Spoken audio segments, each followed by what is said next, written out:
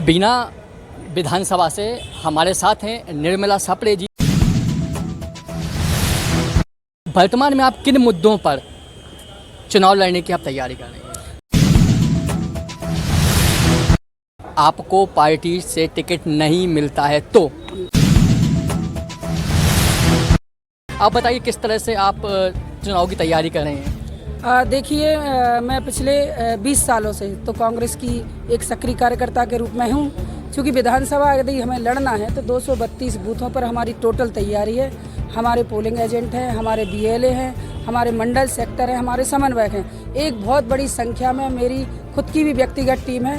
Congress party के सक्रिय कार्यकर्ता मेरे साथ हैं। सब लोग, चूँकि हम लगातार कांग्रेस की हर योजनाओं को, जैसे घर से घर घर चलो योजना, नफरत छोड़ो भारत जोड़ो, घर चलो घर घर चलो, गांधी चौपाल, इन सभी योजना या अभियानों के माध्यम से मैं ग्रामीण के 200 गांव में संपर्क कर चुकी हूं। और जहां पर मेरा ये चेहरा है, आप खुद भी पता कर लीजिए कि बीना विधानसभा के प्रत्येक गांव में ऐसा कोई गांव शेष नहीं है जहां पर लोग मुझे ना जानते हो, ना मुझे पहचानते हो। मैं उन सारे लोगों की, जो कि बीना की जो भी समस्याएं हैं, उनको समय समय पर उजागर भी करती हूं और समाधान के लिए इस सत्ता पक्ष के लोगों से मैं लड़ती भी हूं।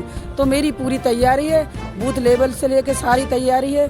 और बीना के जो भी जटिल मुद्दे हैं, जैसे कि जिला बनाना है वो मुद्दे हैं, और बीना नदी परियोजना है, और जो कि रिफाइनरी में जो लोकल लोगों को रोजगार नहीं मिला है, वो भी सारे मुद्दे हैं। निश्चित रूप से हमारी सारी तैयारी। अभी आप बीना विधानसभा से अपनी दावेदारी प्रस्तुत करने के लिए यहाँ पर आए हैं। आप मुझे बताइए, आपको बीना विधानसभा से टिकट क्यों दिया जाए? चूँकि ये तो पार्टी का निर्णय होता है। आदरणीय कमलनाथ जी मुझे कांग्रेस पार्टी से प्रत्याशी बनाते हैं कि नहीं, लेकिन मैं अपनी जो मजबूती दावेदारी है, मेरी टोटल पिछले 10 वर्षों से ऐसा दिन नहीं रहता। मैं 12 घंटे 24 घंटे मैं तैयारी पर रहती हूँ। क्षेत्र में जाती हूँ, लगातार लोगों की समस्या को उजागर करती हूँ। धरना प्रदर्शन हो, चाहे कोई भी मुद्दा हो। अभी वर्तमान में मेरे ऊपर दो केस भी चल रहे हैं। जैसे कि हम लोगों ने खाद बीज, किसानों के लिए खाद बीज की मांग रखी थी, तो उनको नहीं अवेलेबल हुई, क्योंकि भाजपा के फार्म हाउस से वो खाद बीज बट रही थी। लेकिन मैंने उस मुद्दा को उठाया और भाजपा के लोगों ने, वहाँ के विधायकों ने मेरे पर एफआईआर दर्ज की। अभी वो वर्तमान में काम चल रहा है। उसी एफआईआर पर हम लोग की अभी चलती रहती मेरी पेशी।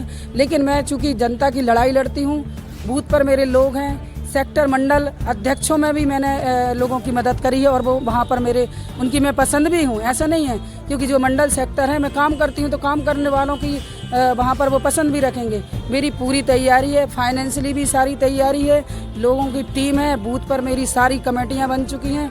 इस आधार पर मुझे लगता है कि मेरा मजबूत दावेदार प्रस्तुत कर सकती हूँ। देखिए, इसमें सप्रे जी, इसमें कोई दो राय नहीं है कि आप एक सक्रिय कार्यकर्ता नहीं है।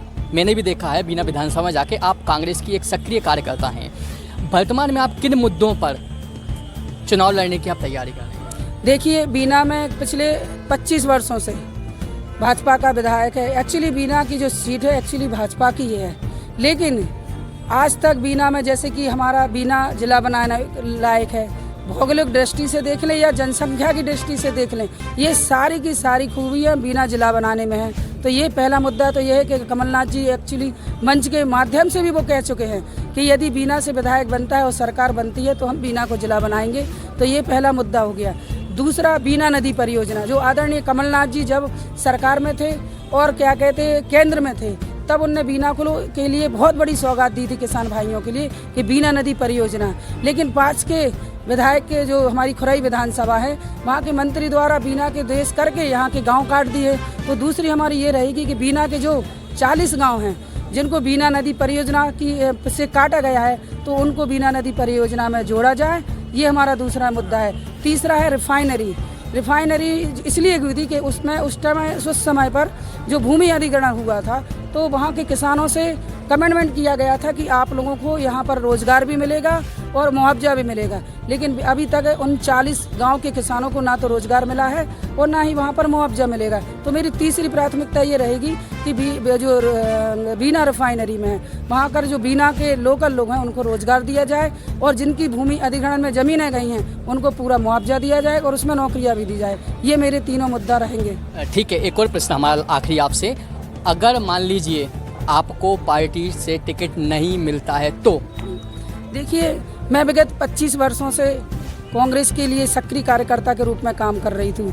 अब रही आदरणीय कमलनाथ जी कांग्रेस पार्टी के वरिष्ठ नेता, यदि मुझे टिकट देते तो मैं लड़ूंगी, यदि वो नहीं भी देते हैं तो मैं जिस तरह 2018 में मुझे स्टार प्रचारक बनाया गया था, क्योंकि मैं क्षेत्र में जानती थी, जो भी प्रत्याशी था उसको इतना लोग नहीं जानते थे, लेकिन मुझे स्टार प्रचारक बना गया था जिसमें मैंने भरसक मेहनत करी। इसी का प्रतिफल है कि 440 वोटों से 2018 का प्रत्याशी हारा था। यदि मुझे पार्टी टिकट नहीं देती तो इससे ज़्यादा मैं मेहनत करूंगी और 2023 में कांग्रेस का विधायक भी बनूंगी, जिससे हमारी मध्य प्रदेश में सरकार बनी।